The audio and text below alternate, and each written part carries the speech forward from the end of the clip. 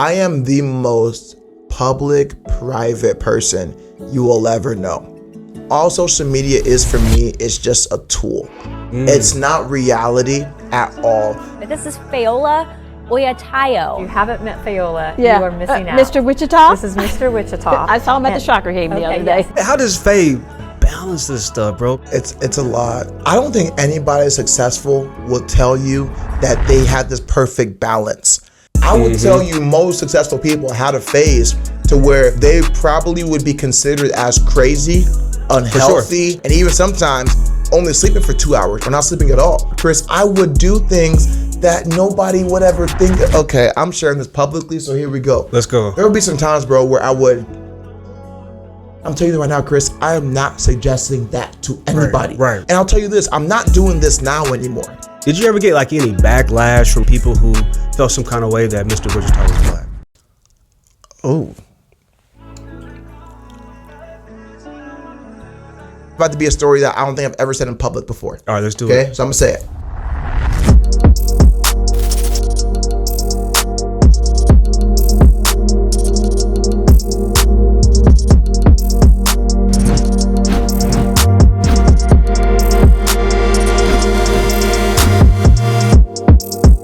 Fully connected. Hey, real quick, guys, before we get started with the episode, I just want to say thank you for clicking on this video. I realize the majority of people who watch this podcast haven't yet subscribed to the podcast. So take that time right now to hit that subscribe button and to smash that like button. I really appreciate the support. Now let's get back to the episode. Yeah. Welcome back to the Fully Connected Podcast, your go-to destination for inspirational conversations to help you become your greatest version. I am your host, Chris Jones, licensed therapist and owner of Fully Connected Counseling. Today we got a very special guest. You know, he's a well-known media personality. All right, you might have seen him around the city or even on your Instagram page. Okay, he's the host of a talk show, right? And he's the CEO of Faye Solutions. He's partnered with some of the biggest brands in the country, and he's interviewed some of the biggest celebrities in the game. All right, so some people call him the Black Ryan Seacrest. All right, ladies and gentlemen, please welcome Fayola. Come on. Mr. 316. My man. Mr. Wichita, Mr. Chris, ICT. I'm not gonna lie to you. I've had a lot of introductions. For you to do that off the fly. Man, off the fly. And so accurate. And so, yeah, man, that means a lot. Thank you for the great introduction. Bro, I finally feel like I figured out what you do. Come on. Nobody ever knows what I do. Bro. They always ask me, Faye, what is that you do? Like, what do you... I don't know why. I'm going to tell everybody confusing? what Faye does. This is my attempt. Right? Okay, go ahead. So what Faye does, he interviews people. Okay. All right. He makes cool content for companies. Okay. And he partners with brands. And he's on social media. Yeah. And he has a podcast studio. Is that it? You keep going. Yeah. We can keep going. Yeah, he's the host of the in-game host. Yeah, for some teams. Yeah, exactly. Bro, there's so much you do, bro. Can you just explain exactly? Because I don't feel like I've done it justice all the way. No, you did. That's good. I love sharing stories, Chris. I love being on your side of the microphone. Right. I love sitting down and asking people, who are you? What's your story? Where are you from? From there, I love the content of all this. I love the lighting, the cameras, the microphones. I was so involved in it. You mentioned that I was a Cancer. My personality is how does it work? How do the chords work? How does the lighting work? How does all this work? So I said, if I can learn how to figure out how to edit some videos, figure out how the lighting works, maybe I can provide that to other companies.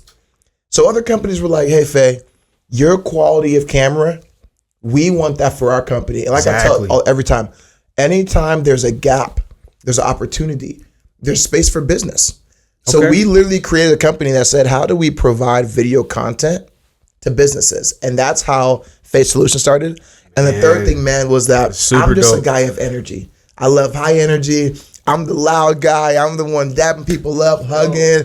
What's up, Chris? Right? We don't need no mic. I'm loud. So from that, my energy, I think it intrigued a few people. And they said, we have some live events that we need. We have a gala. We have a basketball game. Right. We have a high school pep rally. Fayola, can you be on the mic and just bring energy? And this is the thing. talking like this, Yep. this is controlled. This is one thing, Yeah, right? yeah, right. Filming video for a company, still kind of controlled. When you get to a live event with 10,000 people, Man, 20,000, 50,000, hey, bro, it ain't no joke. So the biggest event, 50,000, was that the biggest? 50,000 Where was was this the at? biggest Madison event. Square Garden? College Game Day, KU, Dang. 2 years ago. First time ever College Game Day has been in KU. First question. It was Do you crazy. ever get nervous? Oh my gosh, do I get nervous? There's Yeah, still a part of me that gets nervous even for these things. Like today, I was nervous. Like Okay. even like when you first started the intro, I almost like choked up because I get like a little bit nervous still. But here we go. I told you the spirit's gonna break in this Hey, the spirit- conversation. we're gonna let the spirit Spirit's flow. break. There's something Yeah. about being in your calling though, and taking a deep breath and just knowing that when you're passionate about something, the nerves go away. For example, if I told you to go on stage and have you speak on, I don't know, Yeah. maybe like tech or science or something that you don't really know about, and you only had a week to prepare. When you go on stage, you'll be pretty nervous. Bro. But if I gave you a week to prepare, talk about therapy, Okay. talk about that. It might be nervous at first, but the second you get on stage and you start flowing, nerves Bro. go away. And that's you being in your calling. You know therapy, you know question asking. So nervous, yes, but when I get on, bro, I'm on. Bro, see, that's the thing. Anxiety comes from like almost the anticipation of the event that's about to happen. You feel me? You know, so like for me, like I'll get the butterflies before I even get on the stage. You see, or like when I'm on stage, it goes away, right? Because I had a background in DJing, right? I remember you told me that. You know what I mean? You're a man of many talents too. Bro. We was at the radio station at K-Sun, DJing, producing and whatnot. But man, you're the guy at many hats for sure, most definitely. And then two, you also were like, most people don't know, you were into banking and politics, bro. Oh like, my This is gosh. like, I feel like this is all like secretly like your Nobody objective knows to this run much. for mayor, bro. Yeah. Lily, I'm not taking your job, okay? So I majored in econ and finance. I had a minor in political science. I spent some time in Washington, D.C.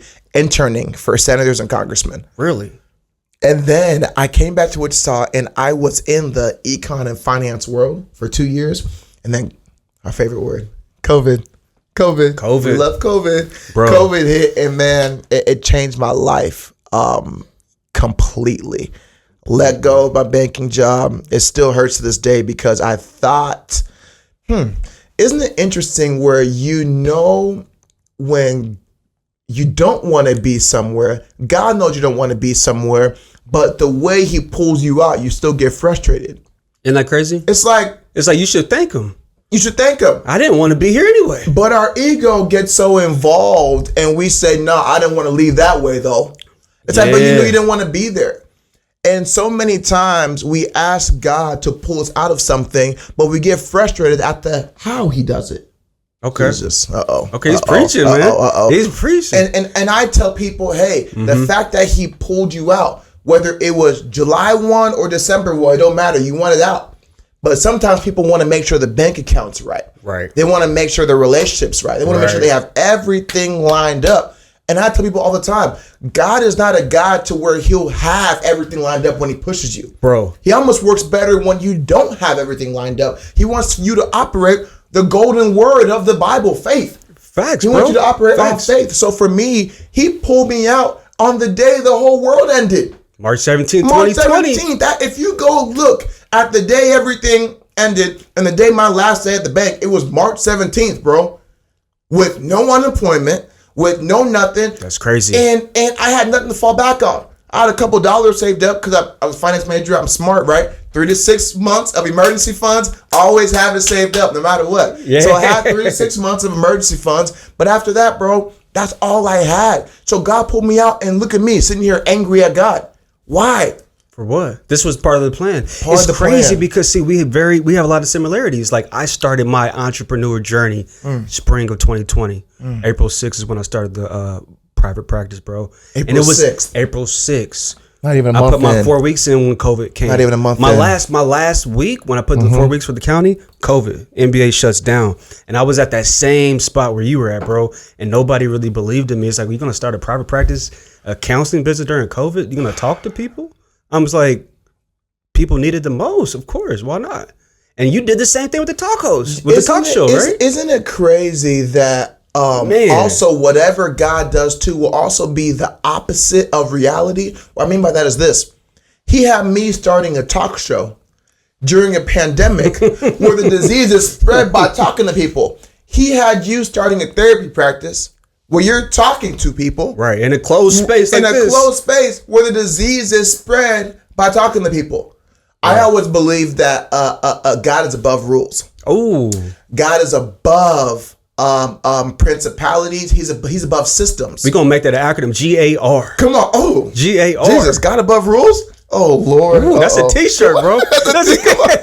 So I say that because I don't care what the situation is at hand. Absolutely. If he tells you to start a talk show during a pandemic where the disease is spread by talking to people, start it. Bro. If he tells you to start a therapy practice where the disease is spread by talking, start it. If he tells you to start a I don't even know a summer drink company in a city like Seattle where it always rains, start it. If he tells you to leave your partner, come on.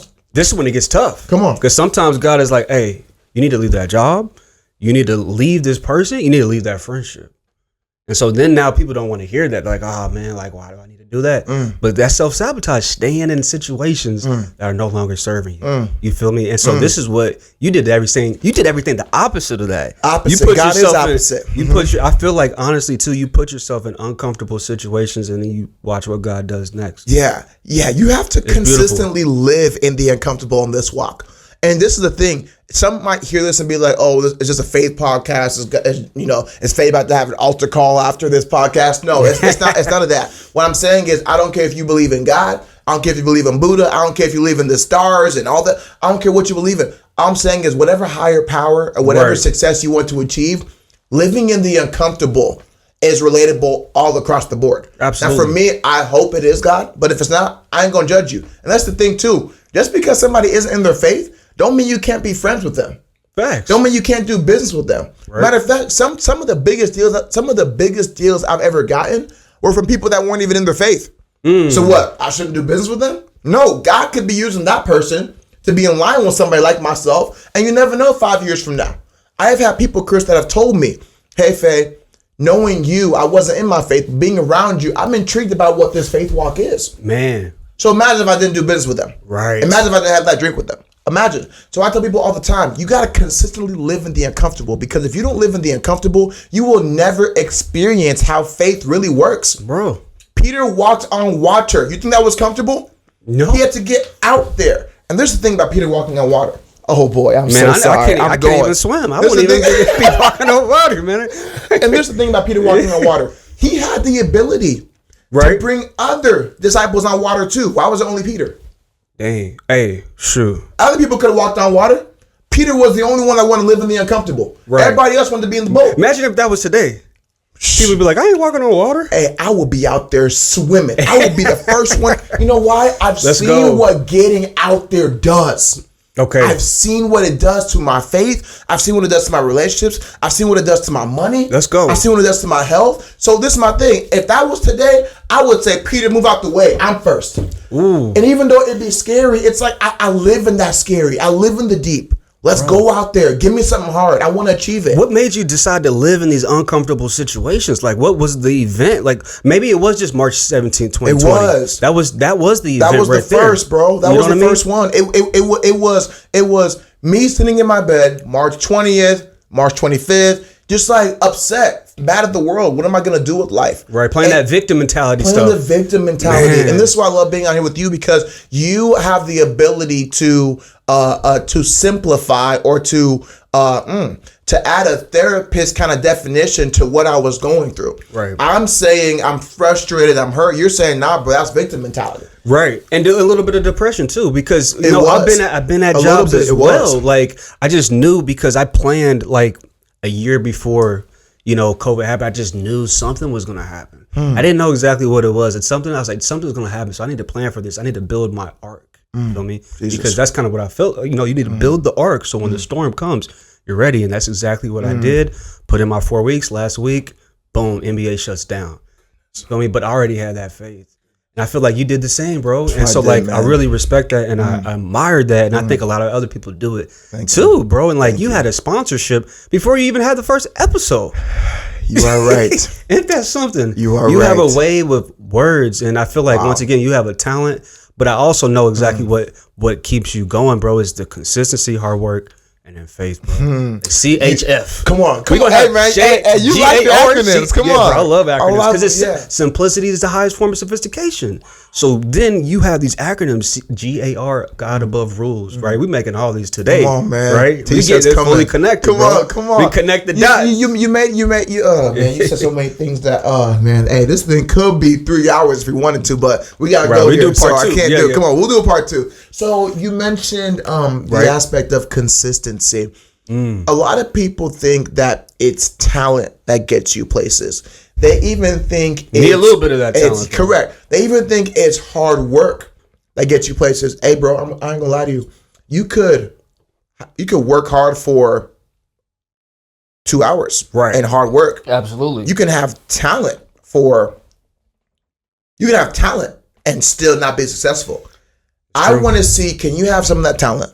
Can you have that hard work? And can you do it consistently over a period of time? Exactly. This is my thing. I tell people all the time. I am not the best public speaker. Man, I am not the best videographer. I don't believe it. You better stop. I don't believe I'm it. not gonna lie to you. I don't wear the most expensive suits. I don't have the biggest house, nicest car. I don't have the most raw talent. Okay. Also, I work hard, but I'm not the guy that's in the gym 5, 6, 7 times a week. I'm not the guy that's always eating just rice and chicken and fruits and vegetables. I'm not the most hard worker. One thing I will tell you, I will go mano y mano, one-on-one versus anybody in the aspect of consistency. Bro, Will Smith said the similar thing. He said, I may not be the most talented, but if you see me on the treadmill, I'm going to outrun you. Bro, consistency is another game changer. Consistency is key, bro, because think about your heart. Your heart's been consistent since day one. Day one. It isn't just today I ain't going to clap. Yeah, correct. And this is the thing about consistency. Sometimes when it comes to consistency, you have to almost force the days you don't want to.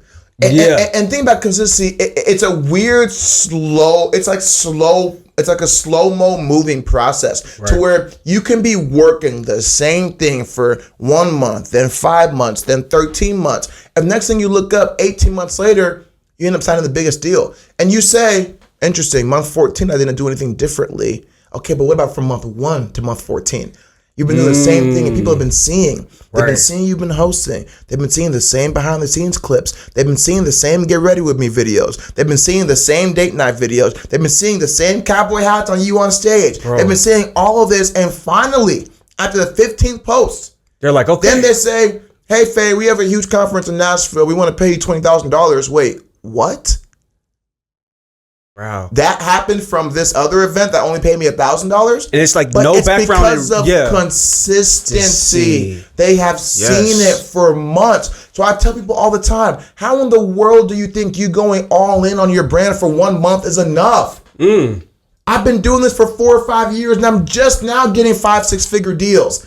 And you complain that you've done it for 2 or 3 months and you won deals already? Hey, bro, you got to work. Bro.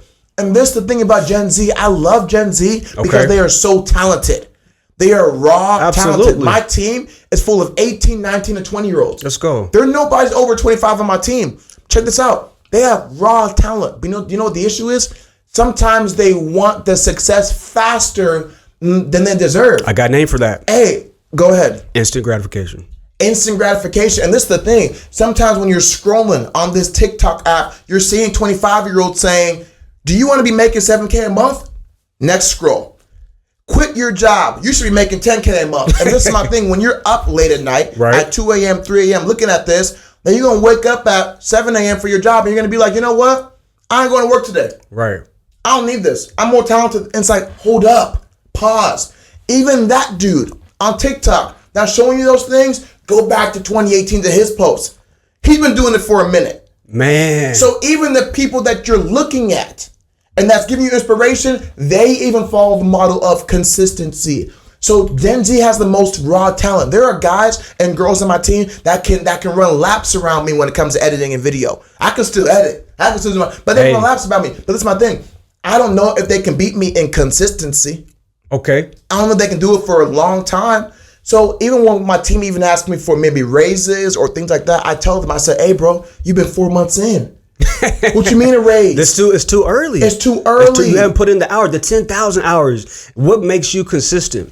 Because I have a few ideas to what I think, that keeps you going. I think obviously it's obviously like what your name means, you know what I mean? The biblical meaning of it, right? The prosperity. What is it? Fayola means God has put joy in your prosperity. Right. You know what I mean? So that's super dope, man. Shouts out to your parents. Yeah. Man. Praise Shouts God. out to you. My mom, she named me Chris because she said she want me to get a job. And I respect her for that because working, in schools and working with kids, I see some kids, especially in our community, bro. They got some names like, how do you pronounce this? Yeah. You know what I mean? I've seen La Dacia, and it's LA with a dash. I met somebody named Absidy, ABC''D. Man, shoot. We got to do better. We got to do better, Black community. You didn't. Absidy, ABC''D. I'm like, this can't be real. Absidy. She better be absent. Oh my God. This guy.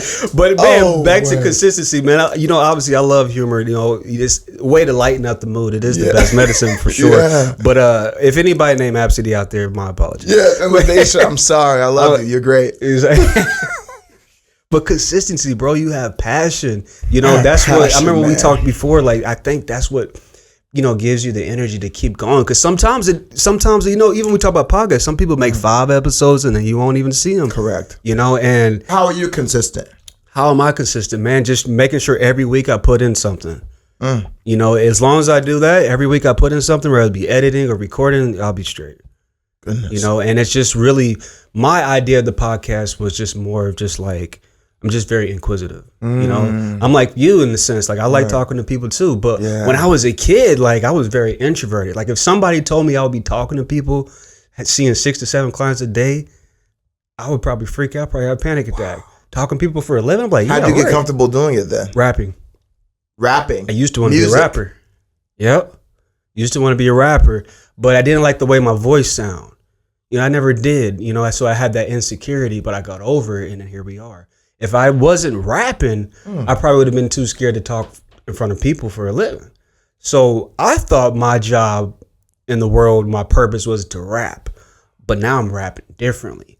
I knew I was supposed to use my voice in the world. At first, I thought I was going to use my voice to entertain, but now I use my voice to educate and empower. So it's crazy how God works. Oh my goodness. It's crazy how, yeah, man. But I'm still producing, a little bit here and there, bro. But, hosting, like I want to talk a little bit about when we spoke, how you say you kind of want to do like this Oprah Winfrey / Ryan Seacrest, finding that Kardashian family to put you on the map. You know what I mean? So like, let's talk a little bit about that, bro. Like, it was always in the beginning, like you wanted to be a star, and like, you're a star already. You've already were a star before you were born. You know, feeling me say you were verified. You had that blue check mark already. This guy's before you got the blue check mark. I sometimes I hesitate whenever somebody asks me, "What's the end goal? What do you want to do? If you can have it all right now, what would that be?" The reason why is because in Colossians 3:23 it says, "God will do more than we can think or imagine." So if I say anything, it probably won't be true because God's going to do more than that. Oh my God. That's like reminds me of David Goggins. Come on, right? So right now, if you were to ask me what I want to do, I think it'd be cool to have maybe my own Netflix show, ABC show, interviewing or talking to the biggest names or brands in the industry. Bro. Right? I look up to people like you mentioned, Oprah, Ryan Seacrest.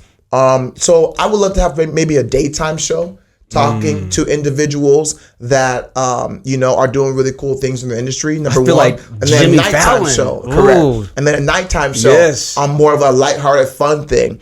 I'm a musician, so I like to play the drums. I enjoy dancing. Come on, bro. I dabble a little bit into music, a little bit. I play for my church. Yeah, so I play for a church here in town called Life Church. Life Church East Wichita, Bro, you do West it. End Derby. Yeah, man, dude. God, it's been amazing. You know, that Nigerian in me, bro. So You got when like a you're little Nigerian, secrets to you, like come on. secret sauce. Like these are drummers. Come on, like, man. what? I enjoy drumming. Yeah. So I think, Chris, I would love to probably have my own show. Yeah, and then yeah.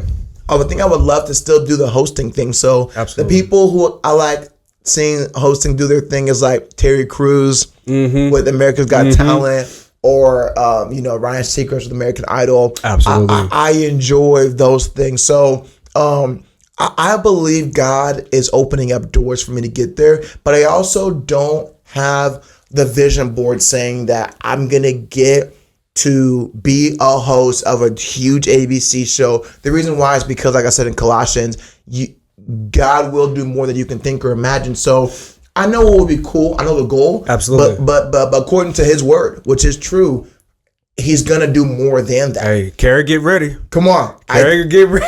Oh Lord. Oh, Because I'm not gonna lie, like gosh. if we were to go to like, my girl, she's like, man, Chris, you've been doing this podcast. And it's blowing up, not spending much time with me. And like, man, it's a real thing. We had that conversation actually the other day, bro.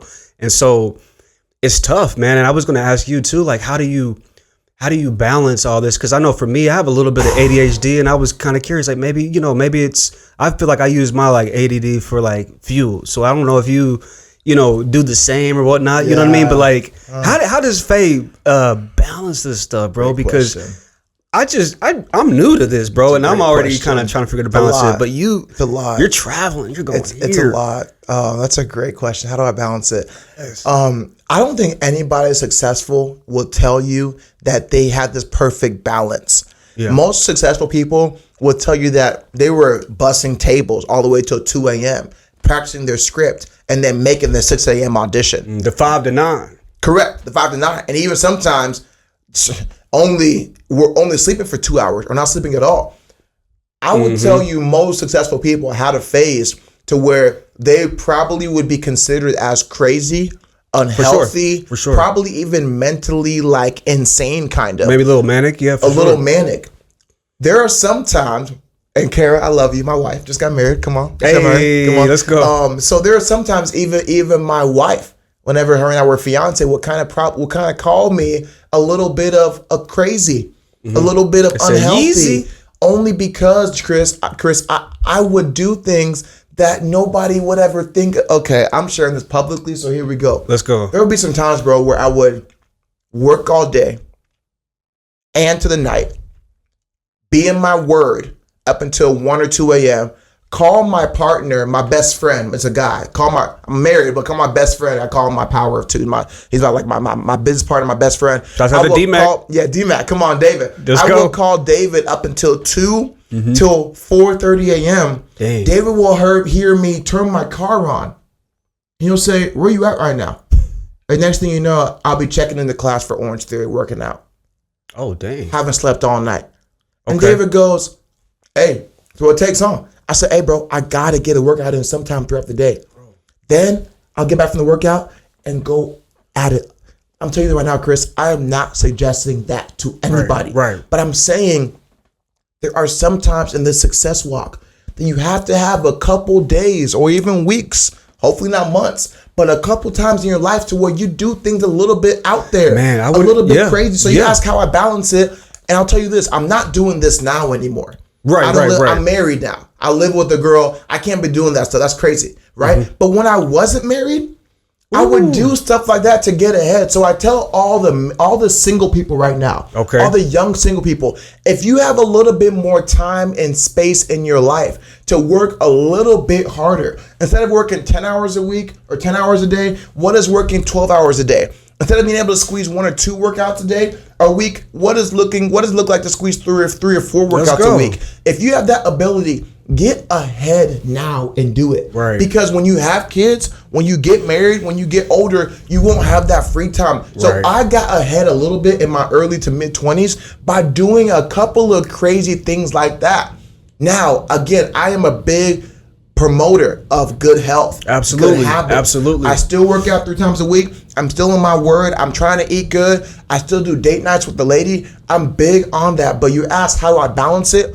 Hey, bro, on this grind, on this walk. Yeah, There's really no such thing as like a perfect balance. Man, facts. You gotta go at a speed that nobody else can go. So really, you kind of have to be unnormal. You can't let the competition catch up. You can't let the competition catch up. You know what I mean? Because the competition will come, but like I really appreciate the honesty about that, man. It's so honest, and that's another thing I love about you, bro. Is like you're very honest about your journey, and sometimes you got to stay up. If you're passionate about something, it might keep you up to 1 a.m. in the morning. It keeps you know me what up, I mean? man. It might keep you up because the opposite of that. Imagine somebody not even trying to get it at all. You know, so I'd rather somebody be like that, correct, and be passionate and be doing everything they can to be healthy about it as well, correct. And so like, hey, and you know, obviously sober. You know, some people up 2 a.m, they drinking, they're at the casino. Correct. You see what I'm saying? So like, I feel like you have this aim, and you just constantly are throwing darts at it, bro. And eventually, it's gonna just bullseye. It already has. I feel like. I'm gonna open up about one thing, and and you do a good job of setting a tone, all the way from us walking in your house to meeting your wife to having the waters. I'm seeing the plants, the lighting. You do a good job of setting an environment of somebody feeling vulnerable. So good job for that. And with you being a therapist, you do such a good job of throwing humor, but then throwing serious questions. Yeah, appreciate it. And you create an environment for somebody to feel comfortable and vulnerable. So as I'm talking, I'm realizing, Faye, you're getting deeper than you normally do. And I'm asking myself why, and I'm realizing what you do well. So congrats. Oh, thank you, man. Keep doing your thing on that. So for me, there has been some times, Chris, that I have done something. I have opened a door for myself. I've created some sort of success, not even off of drive. It's somewhat been off of anger or frustration. As a therapist, I would love to talk about that. Because there has been some times, Chris, where somebody has looked me in my face and said, we don't want to do the deal with you anymore, or we don't want to continue the contract, or they say something snarky to me that's like, Fayola, your quality of video isn't the same, or whatever it might be. There's been some times where I have done things where I've kind of acted in love and said, sounds good, no worries. But the next 2 or 3 months, I will go on some sort of overdrive that, to be completely open and honest with you, I don't know if it's even the right motives. Yeah, so what it sounds like to me, you know, is the ego. The ego stands for edging God out. And so what happens is, that's what I say it stands for. Or, you know, edging good out, whatever you want to say, right? And so the ego got attacked right there. Somebody, you know, rejected you. But rejection is not really rejection, it's redirection. Jesus. You feel me? So, but the ego saw that, oh, you don't like me, this and that. And so like, I'm going to show you. I'm going to go ahead and do this. I'm going to go ahead and buy another camera. I'm going to show you. I'm going to get my lens even more crispier. You know, and so then we do have to be careful of asking that question, is this my ego that wants this? Because I had to ask that when it came from the podcast. I'm like, do I just want attention, or is this really passion? What if the result leads, though, to a higher drive, more success, more consistency? Because I'm going to be honest with you, my 12 months of consistency, not all of it is 12 months of honest consistency. 1 or 2 months of it might be out of the ego getting hurt. But guess what? It still leads to me being consistent. Exactly. Talk about that. Man, let's talk about it, because we live in a society where it's the opposite. They want us to believe that more is better, but really less is more. And so, you know, society makes people, I believe, deliberately to make you feel not good enough, so you buy more products, right? Consumerism, capitalism, all that stuff. I'm a capitalist. I love capitalism. But you know, when you don't feel good enough, you buy more things. When your ego is attacked, you want to try to do more, because the ego loves information. It's never satisfied. It's like eating a bag of Lay's potato chips. You're just always going to want something more. So you're saying that because of the ego getting hurt, even though that led to maybe me working harder, that's still not good? Well, it's not. Well, the thing is, in a society that we live in now, sometimes we can succeed based on these things that may not always be helpful for us. Correct. You know, there's some people who are very successful, but I mean, look at Diddy, you know, and so then sometimes we can use these things to fuel us, because society, you already know, as a biblical person, man, the devil runs this place, bro. So like, the devil wants for these people with this dark triad, these narcissists and different people, to run you can be more financially successful if you cut more people off, right? Somebody who is very empathetic or whatnot, they may not have much money. They may be a manager at Dillon's or something. And so in a sense, yes, like having that hurt ego can make you more successfully business-wise, financially, money. But when it comes to people, for a time being, though. Yeah, for a time being. But when it comes to people, man, that's when the stuff turns right off.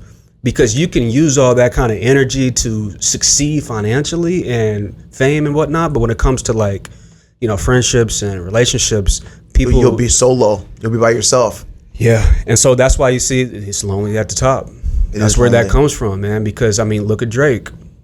Perfect example. Where's all of his friends at? You know, when he was going through that beef with Kendrick.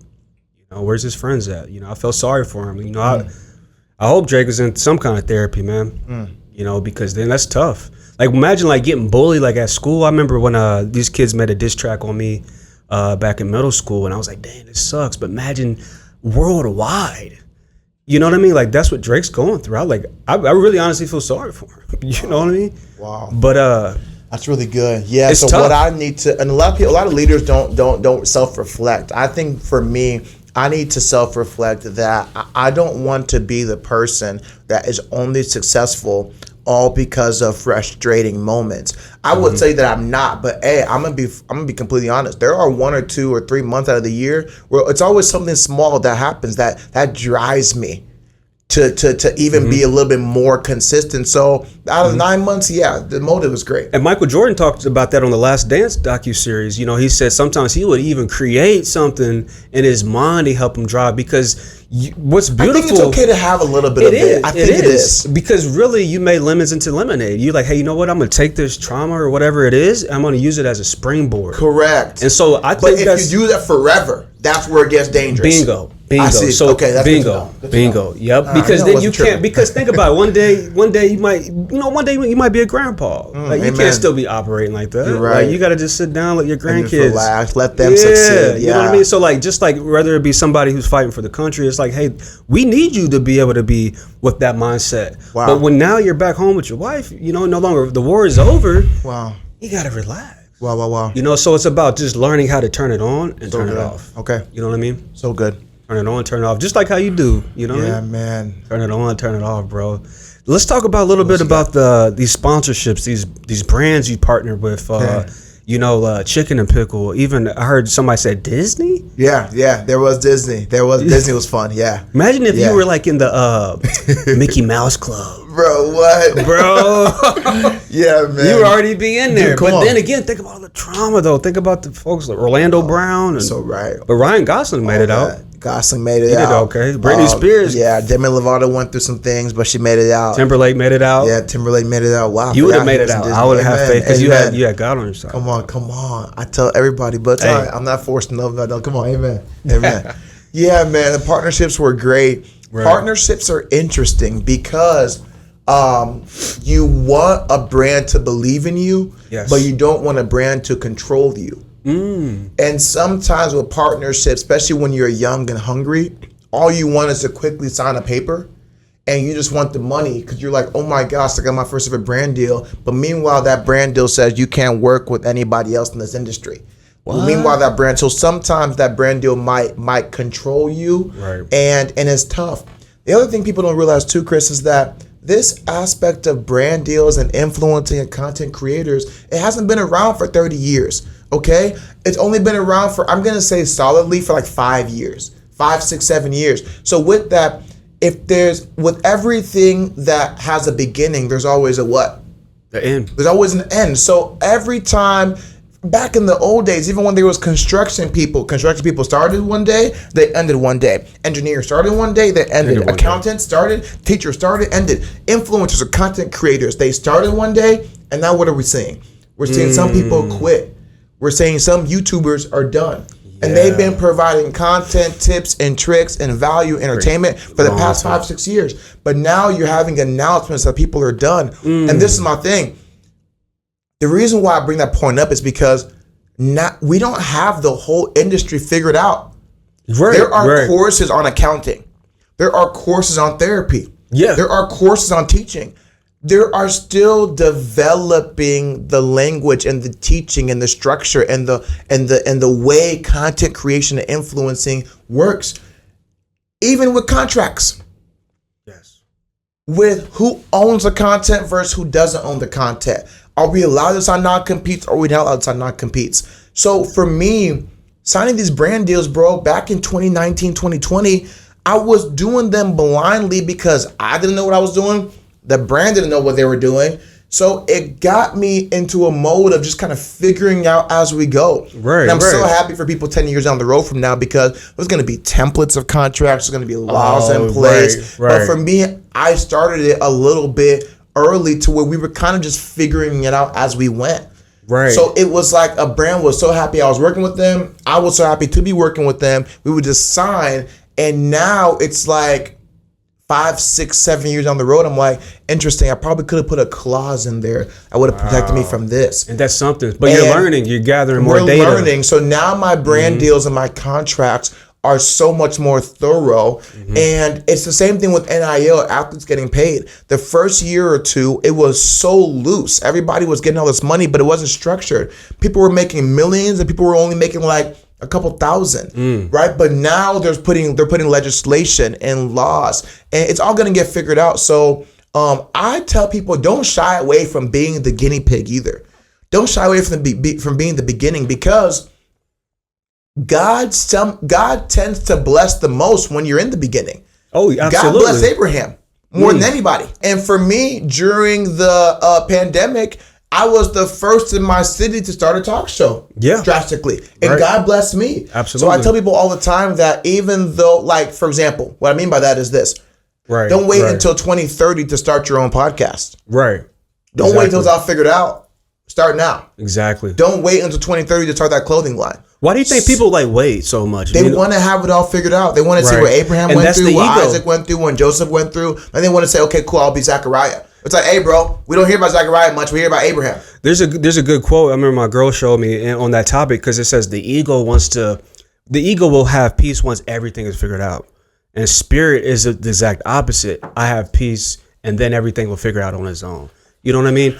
And so Jesus, that's so good. When I heard that quote, I was like, oh man, like definitely there's times when I operate out of the ego. I'm like, man, once I get all this figured out, get the camera, get this and this, then I'll be fine. But sometimes we just got to strengthen our faith, man. You know, and obviously that's believing in things we can't see. But we live in a society where we only believe what we see, you know, and I know, like, as far as cancers, we get a bad rep because people are like, oh, you guys are so sensitive. So I'm here to say, you know what I mean? Sensitivity is a superpower in a society that's desensitized. You feel me? Wow. So it's like I use my sensitivity as my career to be able to connect with others. And I feel like in the same, you do your skills and your talents and even weaknesses, we can use those. To use as a springboard. Once again, that trauma, we can use that to bounce forward. Or you can just let it just bring you down. You know what I mean? And it's okay to be down for a little bit, but eventually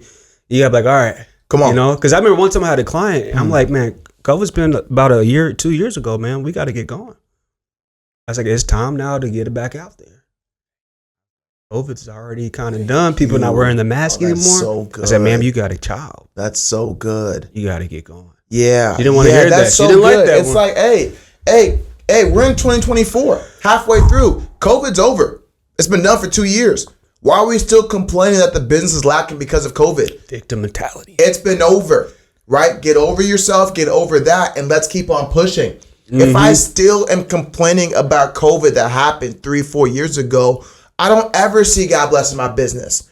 God says live in the now. In Matthew 6:33, it says, tomorrow has enough worries about its own. Same with yesterday. Worry about today, the present. As of today, we are not in COVID. As of today, I am healthy. As of today, I have a roof over my head. I have food on the table. I have clothes on my back. I should be thankful because I'm living in today. And we got a lot of first world problems. You already know? Like, so like, I know you've been to other countries as well, bro. And so like, even like in Nigeria, you could see like, we have so many first world problems, not to minimize anybody's issues today, but it's just like, we got to sometimes just recognize like, we got it good.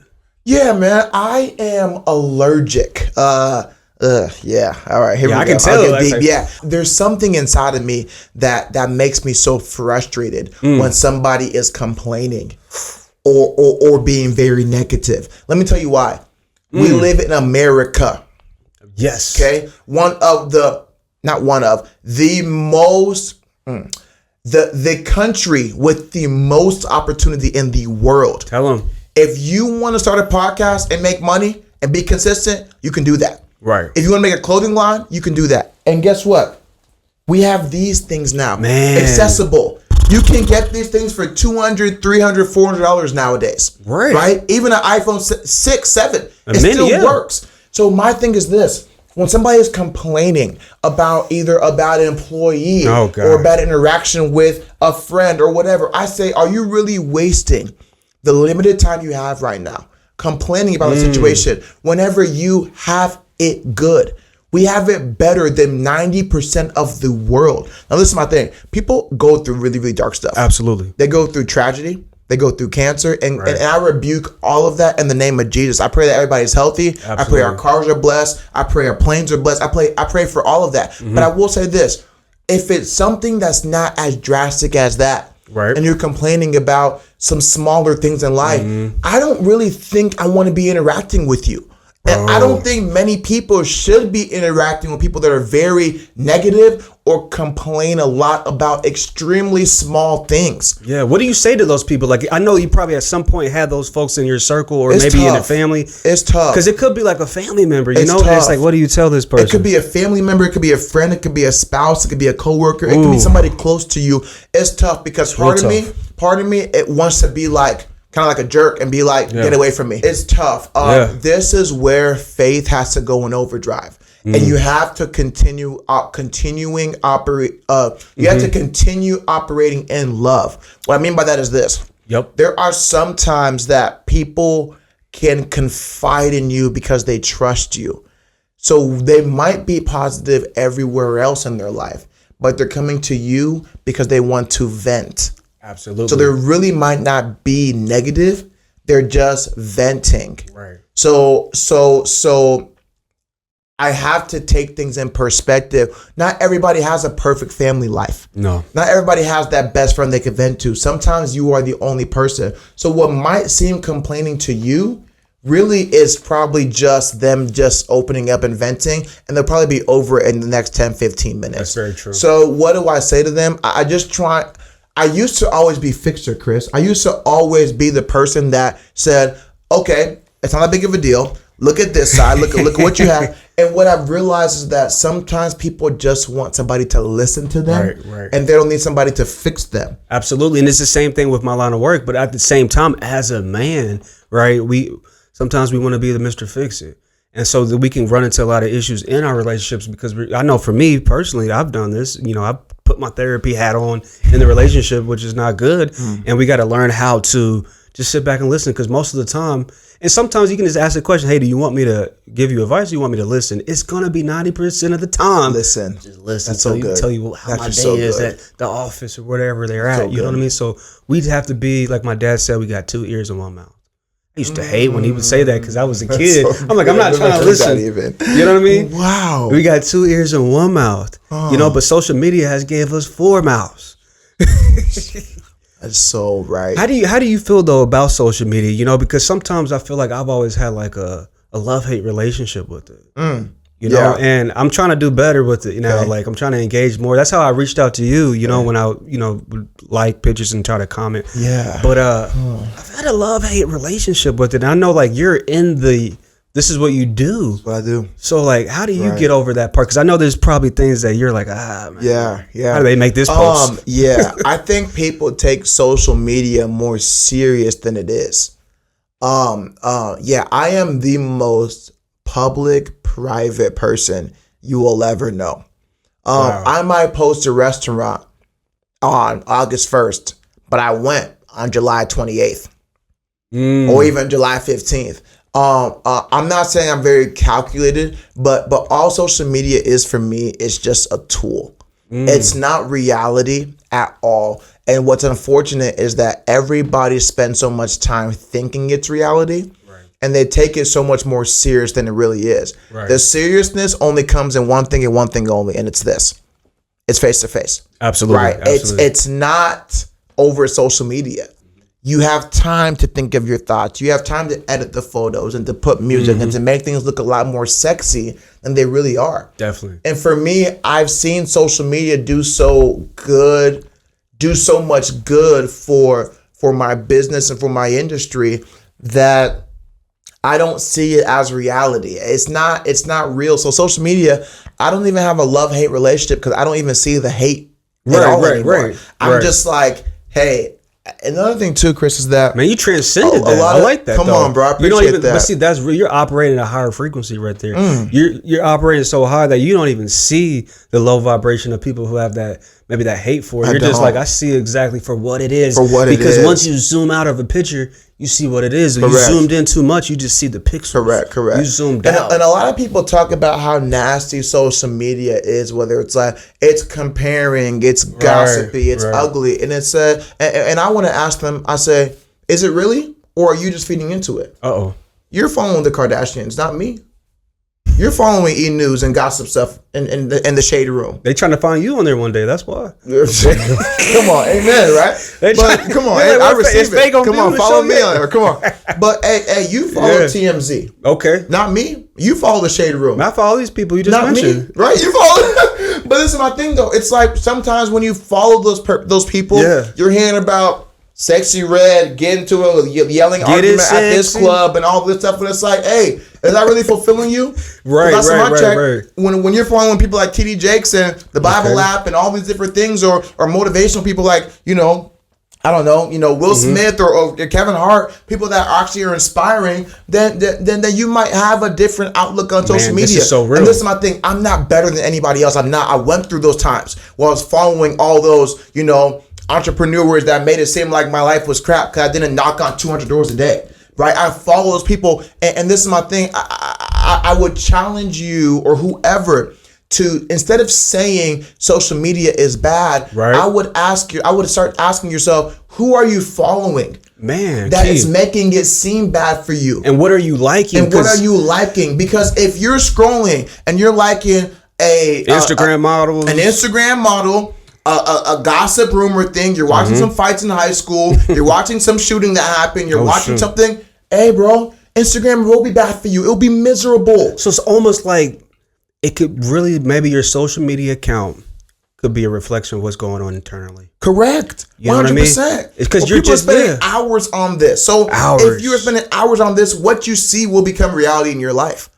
And I tell people all the time, hey, change what you see. You have the authority. You can mute accounts. You can follow accounts. You can block accounts. You can suggest less or more. You have the authority to manage what you see. Man, let's go, man. See, like this right here, in psychology, right? They call it, that's pretty much the internal locus of control. And the victim mentality is more the external locus of control, meaning like everything happens to me. Why me? Blaming people. But the internal locus of control is all about, hey, like I make things happen. You know what I mean? And so I feel like that's another thing that keeps you going. Control. If you go to my Explore page right now, it's probably going to be beautiful houses, probably some cool fashion things. Okay. I'm still in the wedding world, so I'm seeing some wedding tips and tricks. Yeah. I may see some couple cars. It's going to be a lot of motivational preaching things, but it's not going to be gossip. It's not going to be fights. It's not going to be, it's not going to be none of that stuff because I control what I see. Me and my girlfriend, we did a good activity a couple of days ago. We exchanged phones, and I looked at her for you page on Instagram, and she looked at mine. I'm not going to lie, Faye, I got a little nervous. Because I was like, what's she gonna see on there? I was like, man, I got a little nervous, but it wasn't really that bad. She's like, your page is pretty funny. She saw a lot of different things, and and I was like, man, you really do like plants. Like you got plants everywhere on this page, So I think that's a cool activity for you guys out there watching who have a couple or a partner. Have them look at your For You page. Correct. Have them hold you accountable. Correct. Like, why are you liking all these pictures? Correct. That got to do with negativity and gossip and violence. Correct. You're so right. It's a cool thing. You should try it tonight. You're so right. I will. We've done it before. Hers is all beauty and lashes and all that. Yeah. Like, and we trust each other with our phones, which is good. A lot of relationships cannot leave their phone out. Bro, that means they have zero trust. Anytime somebody's going through somebody else's phone, that means they don't trust them. Correct. Even if it's a parent. You know, because I tell parents, don't do that, because once you do that, your child will lose respect for you. Yeah. Same thing in a romantic relationship. Like you get it, because see, that's the ego. Once again, the ego wants control. Hey, I need to know everything. That's operating out of fear. Fear is about control. Love is about letting go. You know, love something enough to let it go. You know, and so like ego wants to pick up the flower out of the ground. Love is like, I'll come back here tomorrow and see you. Goodness gracious. Goodness. But like so ego's good. Like, I want to own this flower. Let me take it here and put it in a vase. Correct. But like love is like, hey, I respect the fact that you're growing still. Wow. You're connected. Wow. Fully connected. Fully to the ground. Goodness gracious. Man, you're a wise guy, bro. Bro, I just connect dots, bro. Come on. Just connect dots, bro. That's all that I do, bro. I call myself a dot connector. A dot connector. Goodness, I love that. Yep. I'm spilling water. A dot connector, bro. So tell everybody a little bit about the aesthetics, right? Because one of the first times when I saw you on social media, I was like, man, this guy must be like watching Kevin Samuels or something. Like, you know, he's coming clean, like tapered. So the importance of like looking good and presentable, and especially just like, you know, like for a man, like why is that so important to just carry yourself so well? That's so good. Man, the thing about presenting yourself well, I think it gets overlooked. I'm not saying everybody needs to be wearing suits everywhere they go, but what I am saying is that you pose a risk, and I hate the whole white versus black thing, but I have to be honest, as a black man, let's talk about it, especially in maybe a city like, or a state like Kansas, where it's predominantly white people, you pose a risk of just getting treated, not bad, but just like normal. Man. I'm not sitting here saying that you need to get treated like a celebrity or like a business professional. I'm not saying that. But if you want to just be treated a little bit nicer, maybe you could potentially throw on some clothes, maybe clean up the hair, maybe, brush the teeth with some cologne on, right? Maybe do some things that instead of going to a grocery store and just saying like, check out here you go. Somebody might treat you a little bit different when they say like, oh, absolutely. How was your day today? Absolutely. And isn't that sad though that you have to kind of dress up a little bit to get, it's so sticky because again, I'm not telling people that you have to wear suits, but you know what? Here we go. But I think it's important. I'll give you an example. Yeah. It's about to be a story that I don't think I've ever said in public before. All right, let's do it. Okay, so I'm gonna say it. Very recently, less than 3-4 months ago, I went to a restaurant. I like suits. But I also love streetwear. I have nice hoodies that cost me hundreds of dollars. Sweatpants, sneakers. I got some Jordans. Hey, people might not believe, but I got some J's. Hey. I went to a restaurant. Okay, I love eating alone. People don't know this, but I love dining alone. Sometimes late at night, I put a hoodie on. I don't want nobody to talk to me.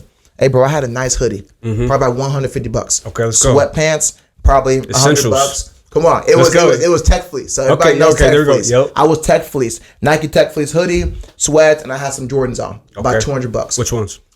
Just some Jordan 1 lows. Okay, they're classic. Come on, just Jordan 1 lows. They're like nice white and cream. So I had some Jordan 1 lows on. I went to a restaurant.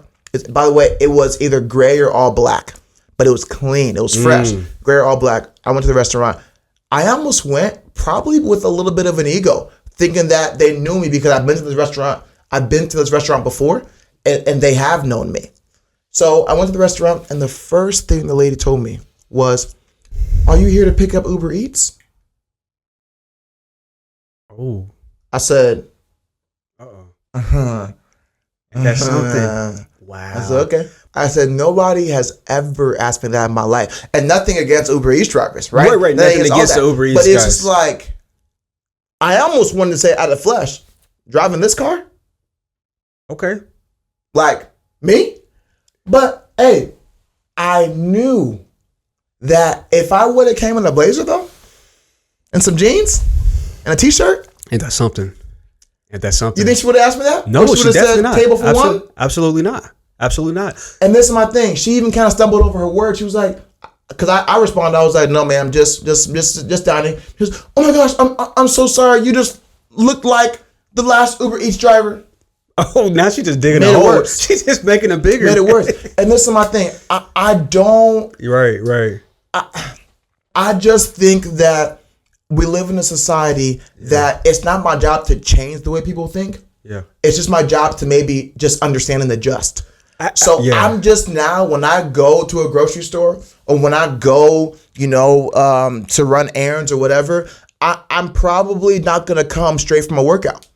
I'm probably going to come home, take the 15 minutes, quickly change, put on a polo and maybe some khaki pants and go out. I love presenting myself because number one, I feel comfortable in those clothes. Absolutely. When you look good, you feel good. Absolutely. Right? So I enjoy dressing up. But number two, I also realize that people do treat you differently when you do dress up. It's the only thing we can really control because my business mentor, Joe Sauer, right? He told me the first three things people see when they, like in a nanosecond, is the first thing is your gender, second, race, and then third, age. And sometimes it may vary. But the fourth thing is what you're wearing. That's what we have control over. And by the way, it's not people being racist either. Don't confuse that because people think that's like because they judge you based on what you wear, I'm black. your race. No, it's not. It's not racist because I've seen people treat white people not the best because they're not dressing well. Absolutely. That's why I tell my whole media team, hey, no more graphic T-shirts and jeans with the holes in them. Right? I need you to put on at least a collar shirt.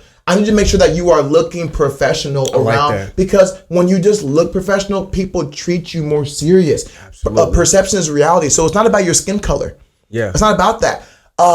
It's really more so about if you want to get treated more professionally, dress up a little more professionally. Absolutely. I did have one question. I know you got to get going, but the question that came to my mind is like, obviously the name Mr. Wichita. Do you feel like, did you ever get like any backlash from like people who felt some kind of way that Mr. Wichita was black? Oh. Because no. Yeah. The answer is no. I have not gotten that. People will ask me how it started.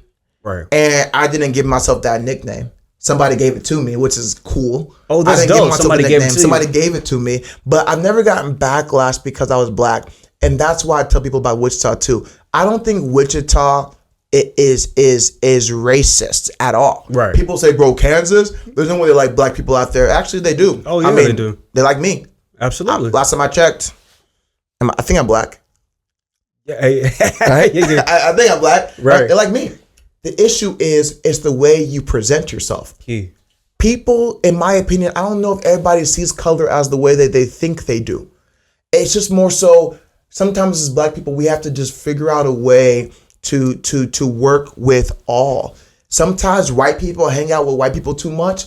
Sometimes black people hang out with black people too much. Y'all hear? Y'all listening? I believe that we need to figure out a way to hang out with all. If you look at people at my wedding, it was Nigerians, it was Asians, it was whites, it was Middle Easterns, it was everybody. So that's dope. So like, it's not necessarily about which child doesn't like black people. It's just that me myself as a black person, I was getting over the stereotype, and I was saying, let's see if it's true. Let's see if they really do not like black people. And guess what? It was proven false because they do like black people. I'm one of them. They did welcome me. They're calling me Mr. Wichita for crying out loud. They wouldn't have accepted that name if they didn't like black people. Exactly. In my opinion. But once again, that's that victim mentality. And sometimes in our community, man, like we can easily default to that just because of everything we've been through, bro. But I really appreciate you coming through there. Come on, my guy. I really appreciate you coming through, man. Come on, my guy. We could do this for hours. I know you gotta go. Yeah, bro, it was a blessing, bro. Definitely, I want to say a couple things to you. You appreciate have something going for you, man. Like I said, you came into this place welcoming. You're a man of God. You're poised.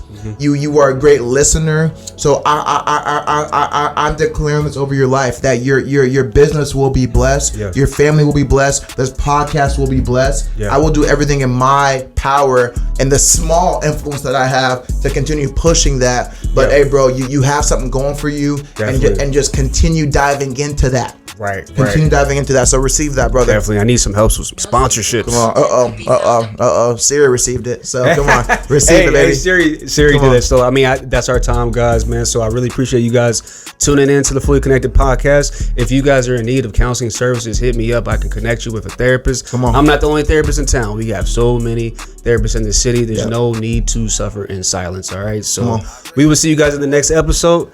You guys take care. Peace. Oh, yeah, baby. Let's get it. Fully Connected.